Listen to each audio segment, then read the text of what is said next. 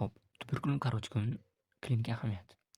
Biz uni topish uchun birinchi navbatda mana bu yerdagi qalqonsimon tog'ayni topib olishimiz va uni ostidagi chuqurcha orqali uzuksimon tog'ayni topishimiz kerak. Demak, birinchi navbatda qalqonsimon tog'ay orqali tiroidiya orqali biz kartilyoid krikoidiya, ya'ni uzuksimon tog'ayni topib olamiz. Xo'p, endi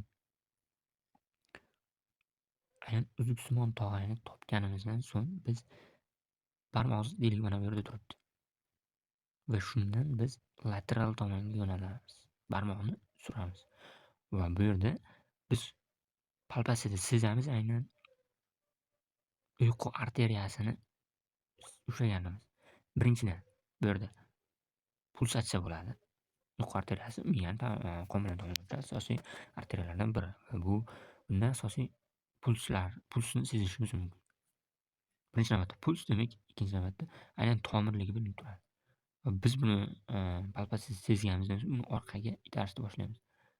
Va biz orqaga itarganimizda aynan mana bu narsa, bu aytib o'tganimizdek tuberkulin karotikumga bosiladi orqada.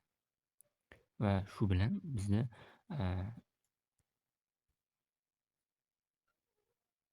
aynan shu qismda yuqoridagi qon ketishlar to'xtaydi.